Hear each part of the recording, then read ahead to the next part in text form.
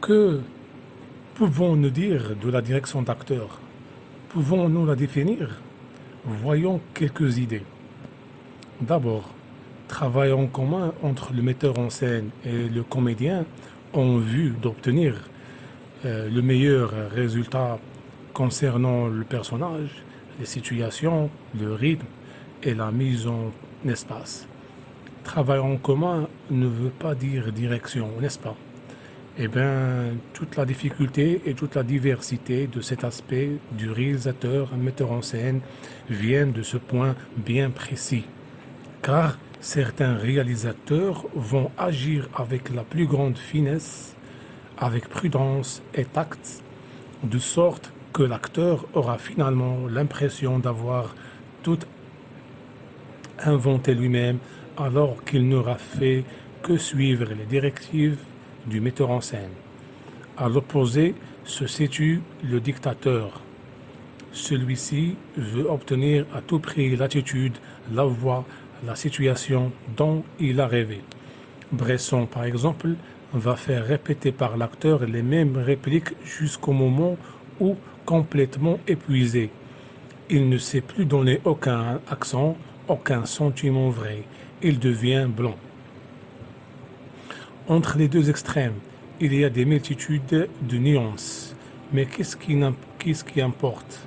L'effet final, visible sur l'écran, ou la façon dont le réalisateur l'obtient? La réponse va de soi, l'effet final. Alors, pourriez-vous dire qu'il n'y a pas de règle? Pourquoi en faire un cours? Nous renforcerons cette question encore par les observations suivantes. Que fait le réalisateur avant le tournage? Il rêve son film, il écrit, s'il est l'auteur du scénario, il fait le découpage. Pardon. Lors de ces étapes, tout lui permet. Il peut écrire les plans avec les plus extrêmes précisions, les dessiner, même et au tournage, avec un peu de chance et d'autorité. Obtenir exactement ce que le papier, son imagination contenait, a fortiori s'il connaît son décor à la perfection, voire encore mieux, si ce dernier est construit selon ses indications. Mais quand il s'agit des personnages en chair et en os, jusqu'où peuvent aller les précisions préalables? Vous vous rendez facilement compte que même le découpage le plus minutieux ne peut prévoir avec tous les détails et toutes les finesses ce qui va réellement se passer sur l'écran. Ne parlons même pas de ces simples instructions qui sont rapidement en souriant, en retenant un sanglot, en pensant ces mots. Il en est ainsi même lorsque le scénario et les dialogues sont écrits sur mesure, en connaissant au préalable l'acteur qui va les interpréter. Au moment du tournage, 1001 surprises surgiront. L'acteur est un être vivant, hypersensible, qui réagit suivant une infinité d'événements et d'émotions qu'il a essayé sur le plateau, mais aussi avant d'être arrivé sur le lieu du tournage ou encore dans sa vie privée. Par exemple, en venant au travail, il a assisté à un accident qui l'a bouleversé. Sa faculté de concentration lui permettra de gommer l'incident de sa conscience, mais non de son subconscient qui influera sur son jeu sans que lui ou le réalisateur y puisse quoi que ce soit.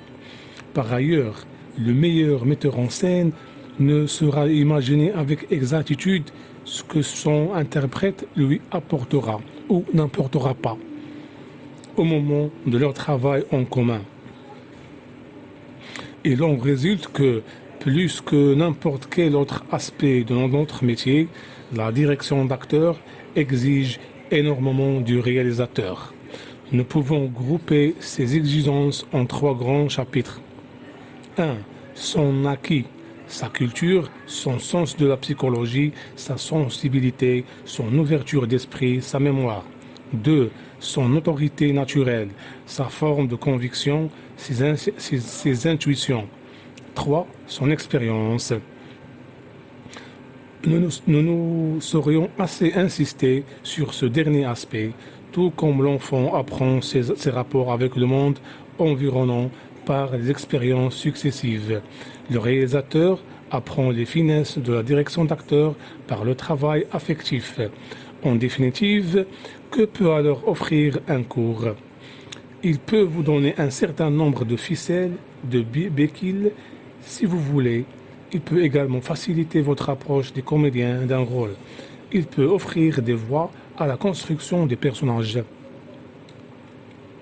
Mais nous serions assez insistés sur ce conseil. Tout dépend de vous, de votre soif, de connaissances, bref, de lecture de profession. Vous trouverez en fin de ce cours quelques ouvrages qui traitent peu ou prou ces problèmes. Les analyses des films sous l'aspect du jeu dramatique, etc.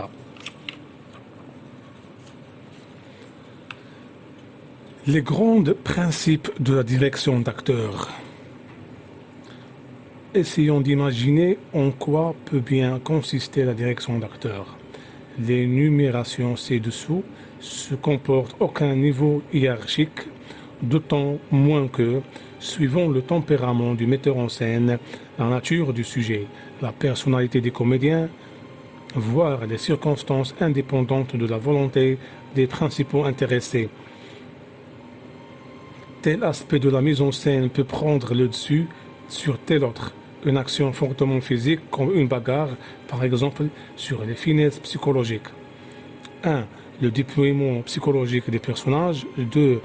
L'analyse de l'action et sa transmission aux comédiens. 3. La mise en rapport des personnages les uns avec les autres. 4. L'obtention de la justesse par rapport à la réalité, par rapport à une stylisation, par rapport à un temps voulu, c'est selon.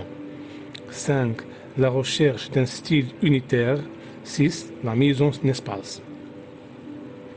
Peut-être, au cours de votre carrière de réalisateur, vous trouverez que tel aspect ci-dessus ne vous intéresse pas vraiment, ou au contraire, vous en ajouterez d'autres. En tous les cas, dans notre cours, vous trouverez en permanence référence à ces notions. La direction d'acteur fait partie intégrante de la mise en scène.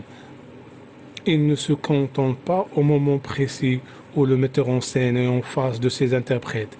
Il y a toutes sortes d'étapes, de travaux qui entourent ces moments privilégiés et qui les prolongent. Pour les examiner, je vous propose le théâtre. Cette démarche est dictée par 3 considérations. 1.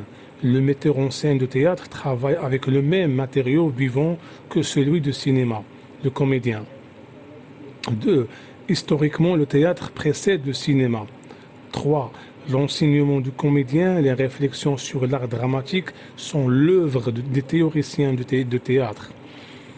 Voyons donc comment se déroule une construction théâtrale entre le metteur en scène et les comédiens, et nous examinerons ensuite ce qui peut être utile au cinéma.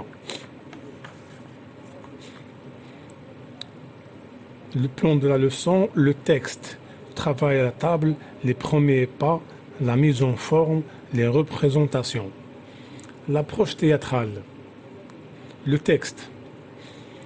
Texte égale pièce.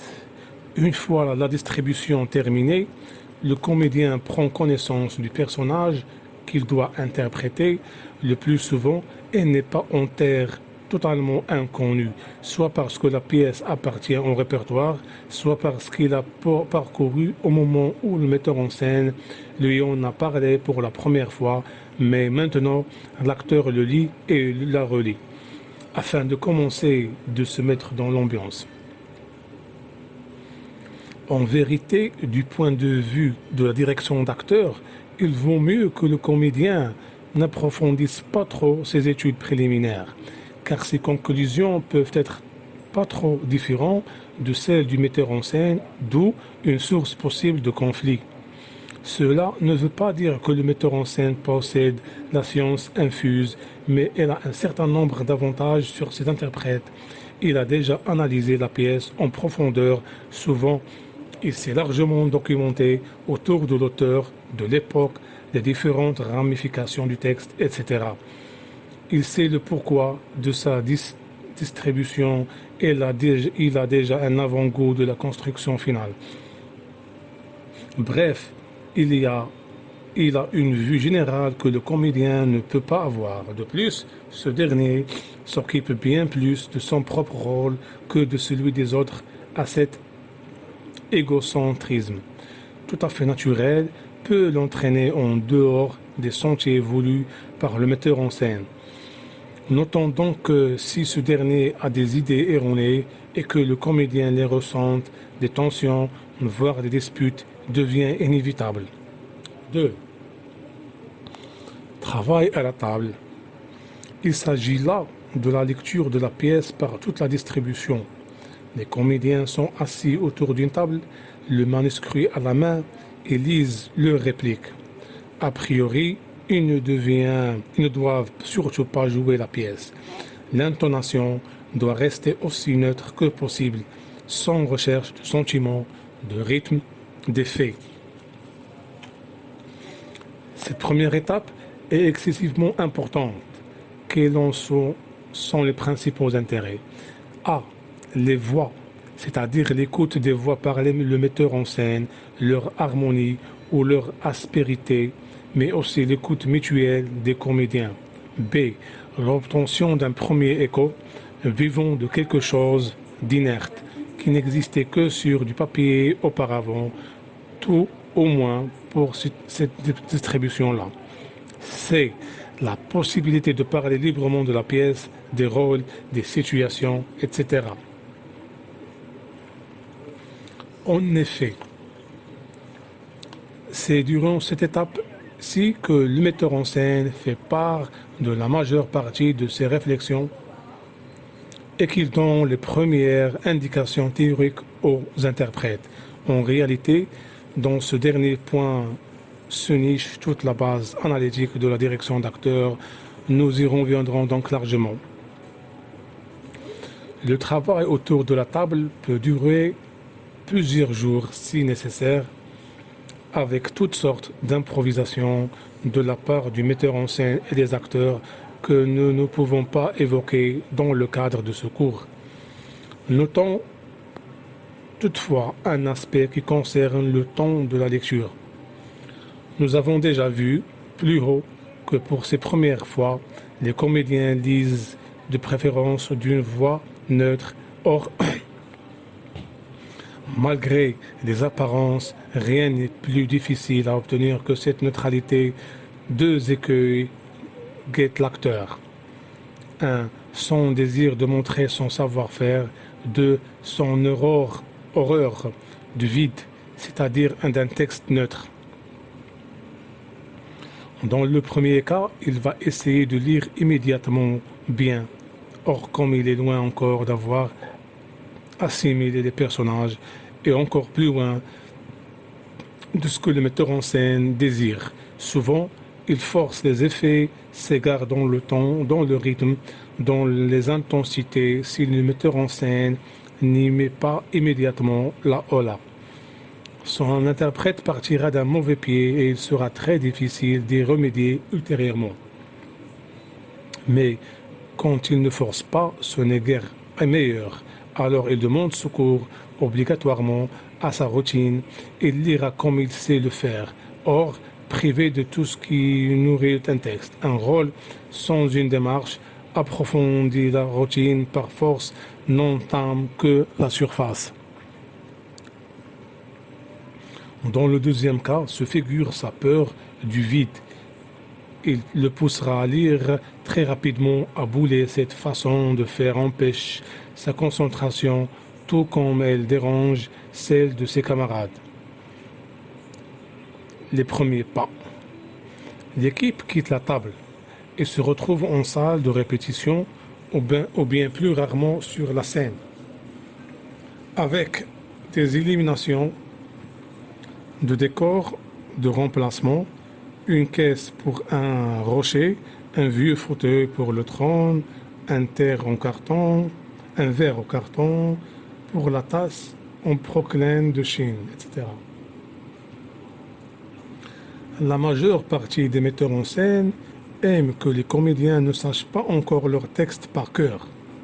Ces derniers déambulant donc avec leur brochure à la main, mais au fur et à mesure que les situations se précisent, la mémorisation se fait pour ainsi dire sans difficulté. L'acteur regarde de moins en moins son texte, sans parler de son travail personnel, la mémorisation en dehors du théâtre. Que se passe-t-il durant cette étape? 1. Prise de connaissance avec l'espace, tel un chat ou un chien. Le comédien y cherche sa place, le coin où il se sent le mieux, prise de conscience des autres rôles, de son rapport avec eux. Première approche des désirata du metteur en scène. Vous avez noté, le comédien cherche sa place, ce qui sous-entendrait que ce n'est pas le metteur en scène qui lui indique, mais qu'il attend que l'autre la trouve.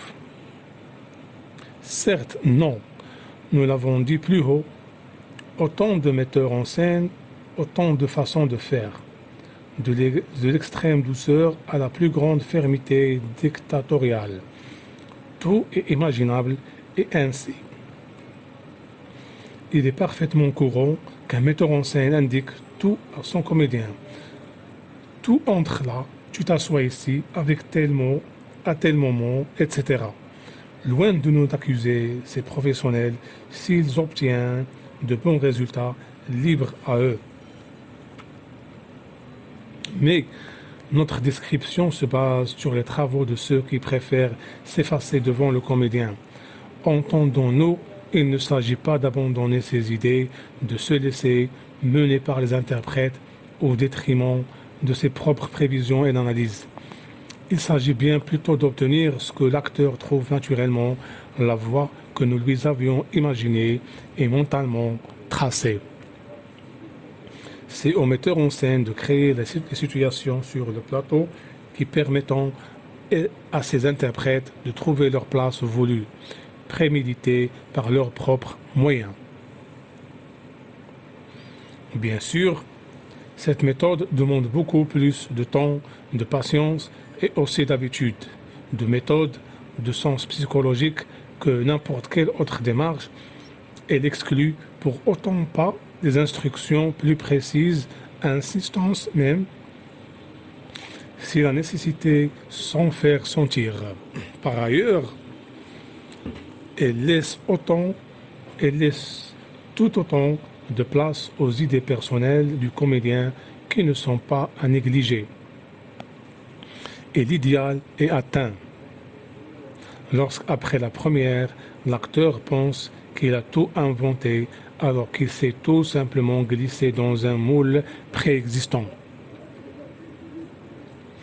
Fermons la parenthèse, mais soyez persuadés que nous avons touché là au fondement même d'un des aspects de notre art.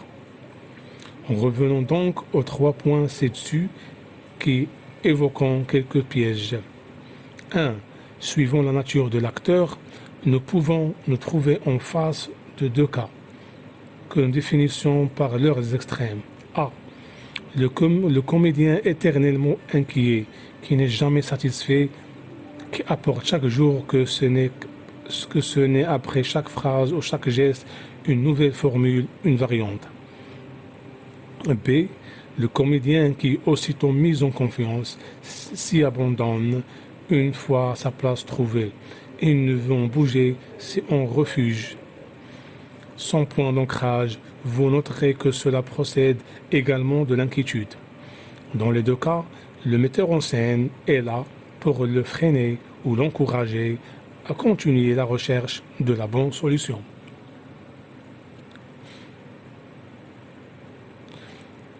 Deux, la prise de conscience du partenaire n'est pas toujours facile lorsqu'on a une brochure à la main, lorsque pour les précipites, il faut chausser ou enlever ses lunettes, etc.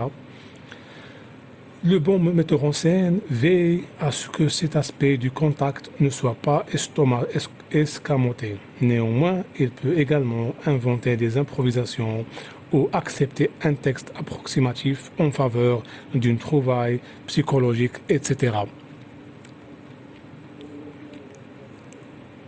3.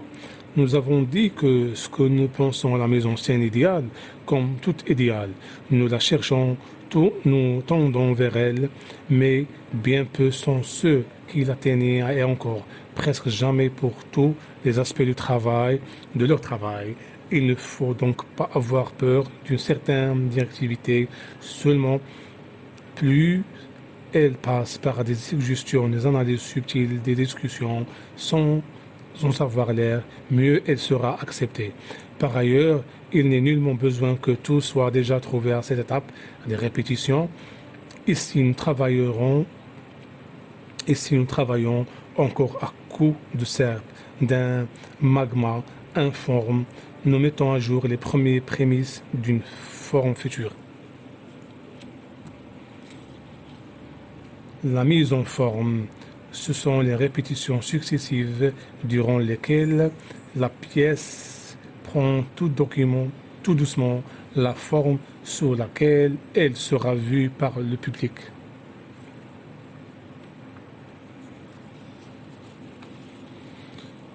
Nous pouvons distinguer les grandes étapes suivantes. Répétition, répétition sur scène, répétition dans le décor, répétition en costume et maquillage, filage et finalement général. Certaines de ces étapes peuvent se mélanger, par exemple, si la scène est disponible, on s'y retrouvera dès le point A. C'est les costumes ou éléments de costume ont un rôle tout particulier à jouer, par exemple un menton truqué contenant toutes sortes d'accessoires ou la prothèse d'un bossu ou d'une femme enceinte, etc. On tâchera de les obtenir le plus rapidement possible. Il en est de même avec les accessoires spéciaux ou avec un décor particulièrement délicat, escalier, pente, etc.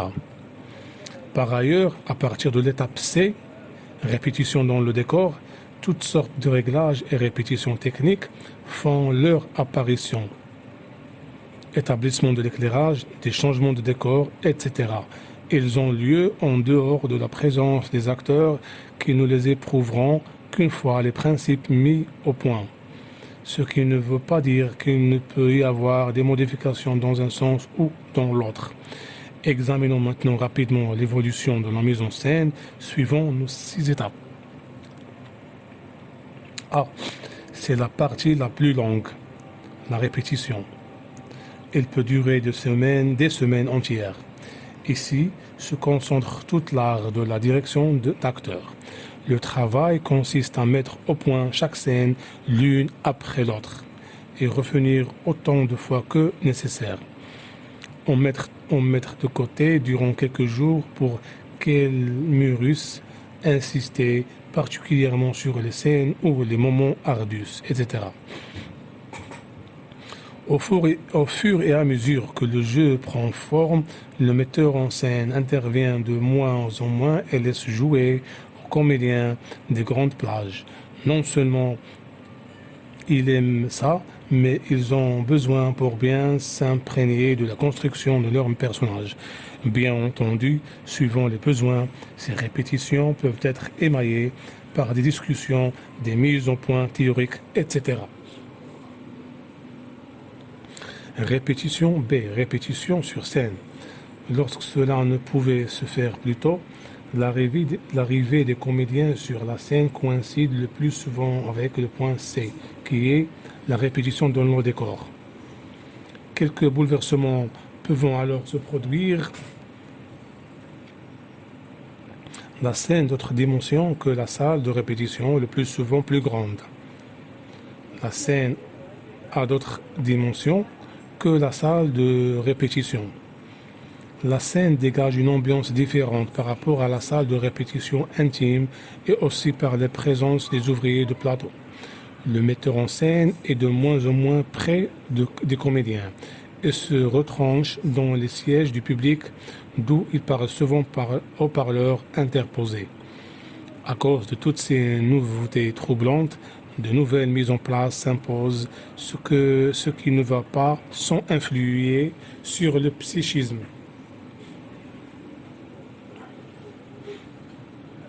C'est répétition dans le décor. Suivant la nature du décor,